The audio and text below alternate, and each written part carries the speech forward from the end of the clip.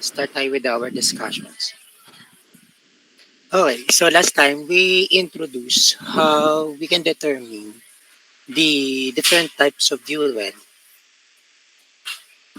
the chemical bonding, the chemical formula, and to sum up the types of hydrocarbons. So now I would like to introduce you the combustion in using syempre naman using our fuel. So again, hindi kayo makakapag-compute nitong combustion na to without knowing the discussions na diniscuss natin before. So, dito, sa ating combustions, again, it is a chemical reactions, paulit-ulit, which certain elements of the fuel combine with oxygen, causing an increase in temperature of the gases. So, hindi ko na lahat babasahin yan. Again nga, example, i-relate natin ang combustion here in mechanical engineering. So, di ba, halimbawa may furnace tayo. Instead of using a triangle again, so magpa-provide ako ng additional other example for combustion. Sa furnace again, kung sa triangle, meron tayong tatlong elements. Syempre, here in our furnace or in our boiler, yeah, and not hindi naman specifically boiler. Dito sa ating furnace, in order to produce combustions, kailangan may tatlong present here. May dalawang present here, which is yung air and yung ating fuel. And syempre, kailangan din naman talaga ng heat, no, or spark. So, through the help of air and fuel, sige, lagyan natin ng heat. Through the use of air and fuel, we can produce combustions or we can produce heat or exhaust gas. Ngayon, sa fuel, we already introduced this. For example, yung different types of hydrocarbon na ginamit natin in order to produce heat and in order to exhaust gas here in the furnace. Yung air, lagi ko naman binabanggit sa inyo before na meron tong oxygen and nitrogen. Yun lamang, ang ginagamit natin for air is only the oxygen. No? However, yung nitrogen is hindi natin ginagamit because it inert siya. No?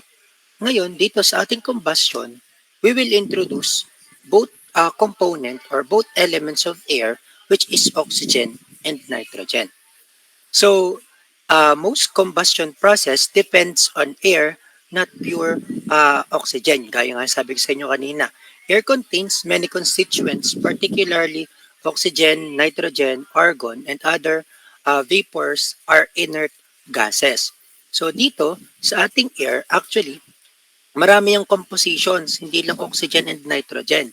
Nandoon yung argon and other vapor, which are inert gases. Sir, bakit hindi po madalas or bakit hindi na po natin i-consider yung mga other elements of air?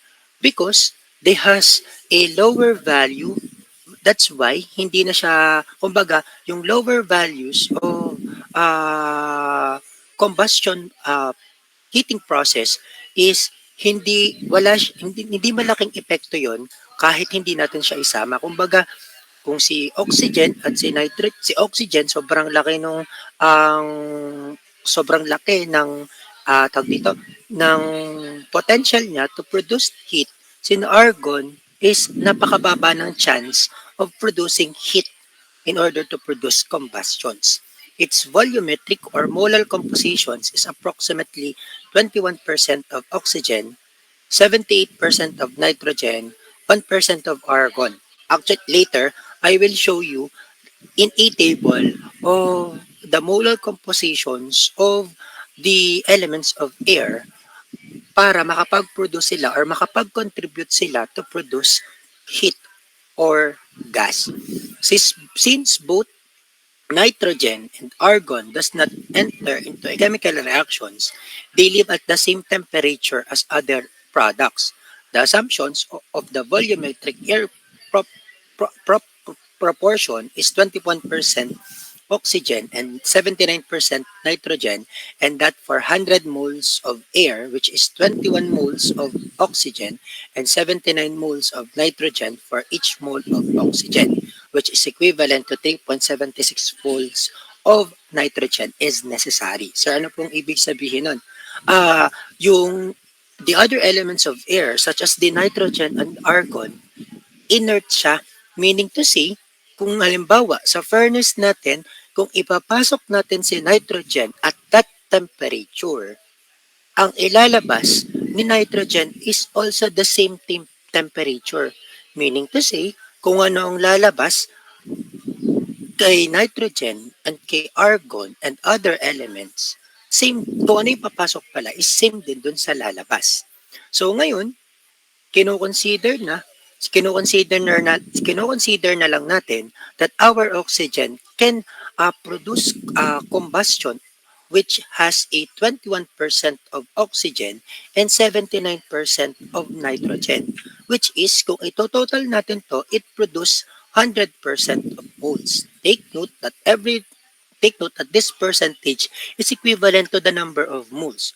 Kung 21% si oxygen, meaning to say, oxygen has 21 moles. If si nitrogen is may 79%, si nitrogen has 79 moles. 'Di ba kung mapapansin nyo, sir, mas mataas pala ang ang ang ang chemical reactions ni nitrogen. Yes po. However, kung ano yung papasok sa kanya, yun din yung lalabas. And ang ginagamit lang, kumbaga ang tawag dito, nabanggit ko na yung word kanina. Ang ba, si oxygen lang yung nakikitaan ng potential yon. Si oxygen lang ang may potential to produce heat even though si nitrogen has a higher value of moles. Since again, inert nga siya. Ano ba pag sinabing inert? Sige nga, isearch nyo nga. Ano bang ibig sabihin kapag inert or inert gases? Anyone from you?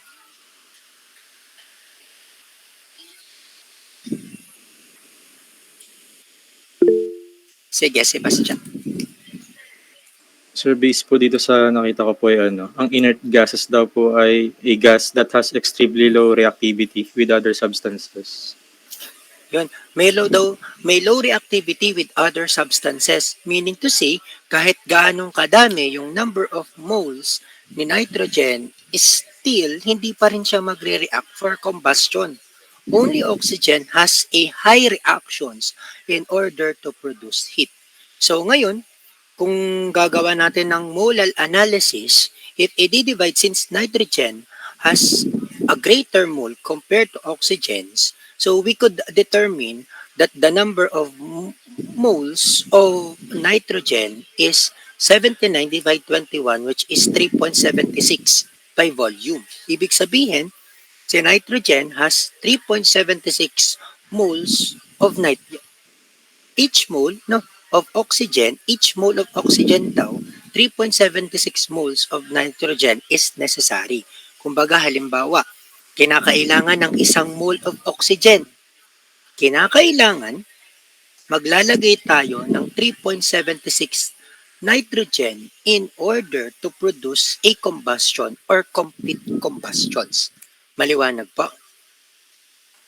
Kung si nitrous oxygen, dadagdagan natin ng 2 moles, ibig sabihin, in order to produce a complete combustion, the nitrogen the nitrogen must consist of 2 times 3.76 nitrogen. Nagigets po?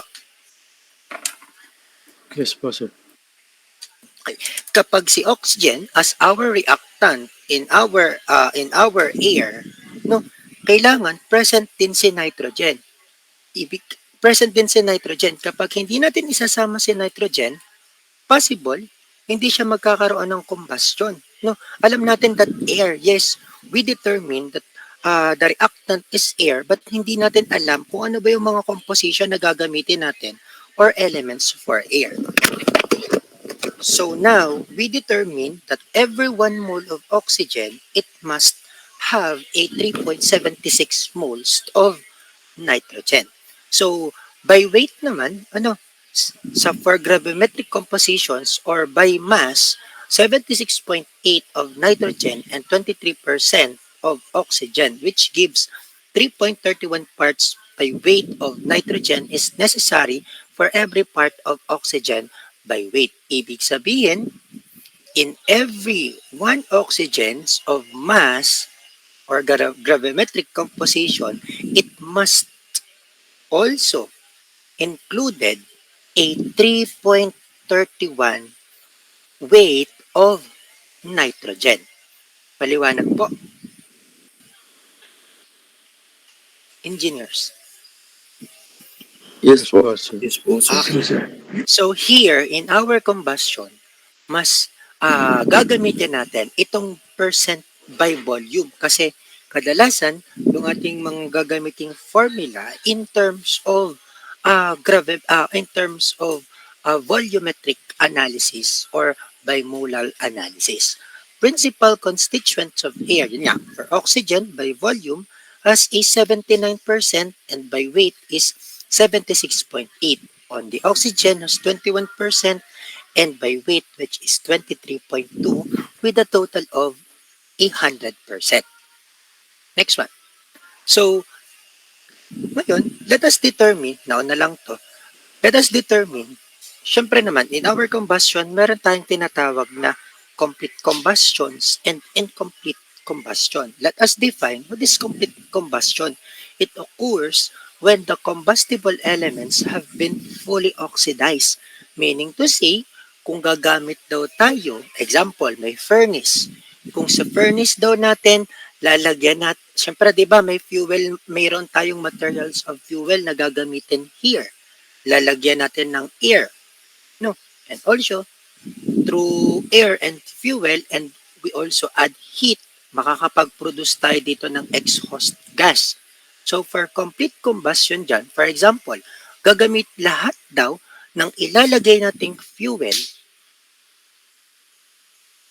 and once nag-react sa air, yung exhaust gas is fully oxidized. Meaning to say, lahat is nagasified.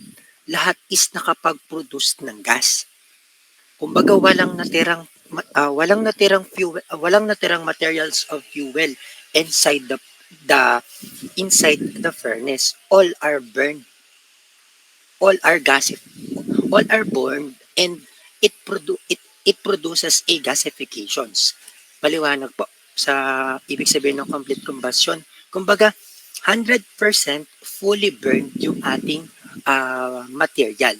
On the other hand, for example, for complete combustions, halimbawa, ang ating fuel na ginamit is carbon.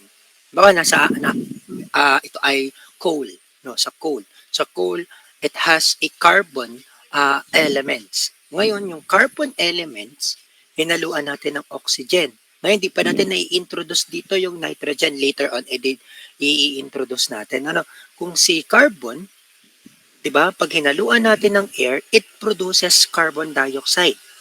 No? Saan ba nagkakaroon ng carbon dioxide as a product? 'Di ba galing siya sa carbon at dahil siya sa oxygen.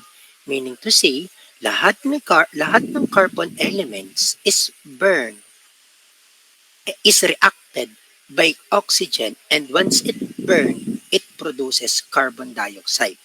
For incomplete combustions, it occurs when some of the combustion and combustible elements have not fully oxidized as it may result from insufficient oxygen, poor mixings of fuel and oxygen, the temperature is too low to support the combustion.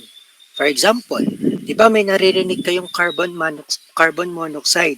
Yung carbon monoxide na na-produce is galing yan kay carbon and oxygen. Yun nga lang, yes, itong carbon monoxide it produce heat. However, yung heat na na-produce, yung amount of heat, the carbon monoxide is not enough to, kumbaga, is not, yung heat ni carbon monoxide, the amount of heat ni carbon monoxide is really low. Kumbaga, kung gagamitin natin to in different applications, mababa siya. Kumbaga, maraming kinakailangan pa natin ng larger or much more heat para example lang makapagpagana ng ng isang machines, no? Even though carbon monoxide hindi naman kumbaga, in order to, alam mo, electricity, hindi sapat yung itong element na to to supply heat or to supply heat para makapagpatakbo ng isang machines. So ngayon, syempre, carbon monoxide talaga na-generate yan. So ito yung tinatawag nating incomplete combustion. Meaning to say, hindi lahat ng ating materials ay na-burn kapag siya ay nag-react with the other elements of oxygens.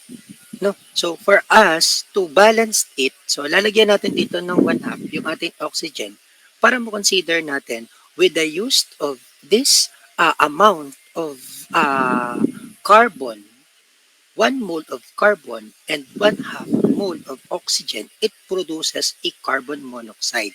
And once it has a carbon monoxide in our product, that means it is a incomplete combustions. Kumbaga, hindi lahat ng carbon is nag-react with the oxygens.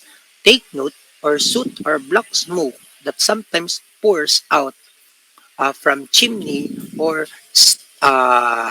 smokestacks. Itong mga carbon monoxide is considered as a soot or black smoke. No? And ngayon, magre-recall lang tayo ng mga combustion chemistry nung kayo ay high school and also nung kayo ay nag first year college. Though, this one is really basic. So, kailangan, syempre, alam natin yung mga magiging basic on how to oxidize carbon, hydrogen, and sulfur. Diba? Example, in a coal, sa coal naman, present si carbon, present si hydrogen, present si sulfur. How they oxidize? How the coal is burned? Because of carbon content, because it has a carbon content or carbon element, because it has a hydrogen and it has a sulfur. No? For example, carbon. Siyempre, si carbon, alam naman natin, si carbon, ang napoproduce niya is carbon dioxide. Si hydrogen, ang napoproduce niya is water. And si sulfur, ang napoproduce niya is sulfur dioxide. Pero, paano ba natin napatunayan that si carbon can produce a carbon dioxide? We all know in our chemistry that carbon has a molecular has a weight. Tama ba molecular weight? Has a molecular weight of 12 kilogram and oxygen has a molecular weight of 16. Bakit 32? So 16, since ang oxygen natin consists of 2, basta alam naman natin that oxygen has 2, di ba? So 2 times 16 is 32 and kailangan in order to produce combustion, in order to produce carbon dioxide, si carbon and si oxygen must provide 44 kilogram of carbon dioxide. That's why, kung i-compute natin yung ating kilogram of oxygen to kilogram of carbon, it is 8/3. So later on, bakit kinakailangan natin itong i-determine? Later on, kailangan natin siyang i-consider to kasi mamaya magkakaroon tayo ng air-fuel ratio or fuel-to-air ratio.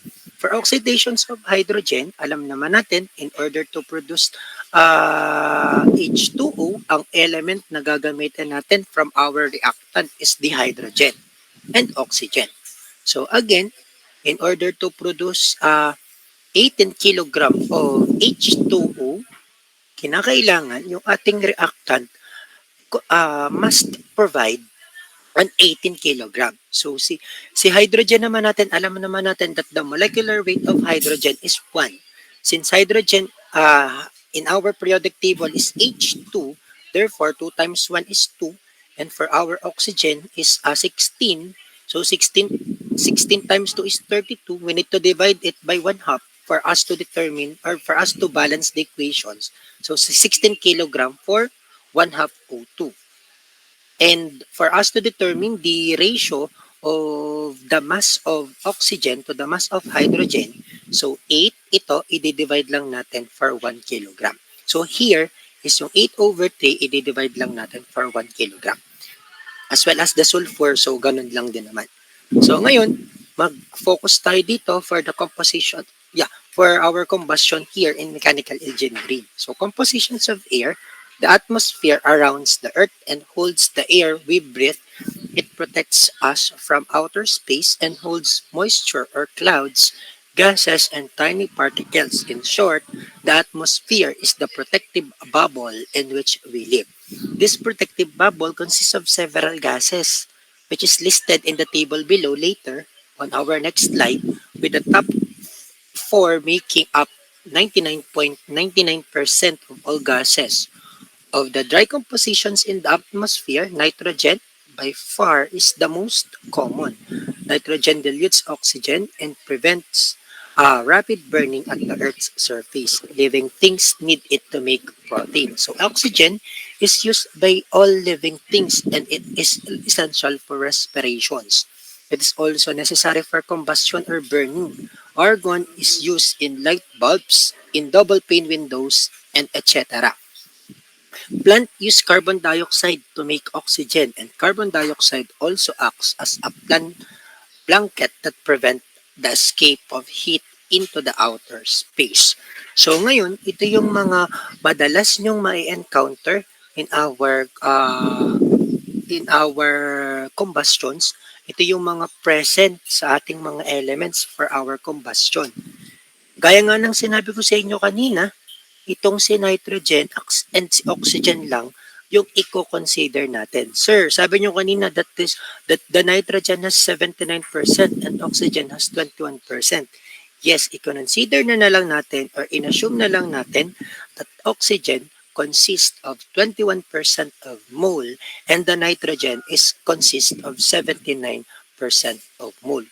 Kumbaga, sina argon, kung mapapansin nyo, sina carbon dioxide, like this one, neon, helium, methane, and the other elements here in our atmosphere has a lower moles for us na makitaan natin sila ng higher heating value. No, si nitrogen and si oxygen lang yung may capability na mag-contribute dito sa ating atmosphere. Okay? Kaya si nitrogen and oxygen lang yung ating i-consider. This one is updated. It is from the NOAA Global Monitoring Lab. So tiningnan ko lang to ng isang araw kung ano yung updated content ng ating mga gases sa ating atmosphere. And still, si nitrogen and si oxygen pa rin ang may possibility or may capacity para makapag-provide ng combustion dito sa Earth. So ngayon, na-discuss na natin yung hydrocarbon fuels. Let us introduce the combustions of hydrocarbon fuels. As what I've said, laging paulit-ulit, si fuel and si air, kapag nag-react yan, it produce gas or heat. Ano nga? So in theoretical combustion, the compositions of atmospheric air is considered as a gravimetric and volumetric or molar analysis. Again, nabanggit ko na to kaninang dalawa.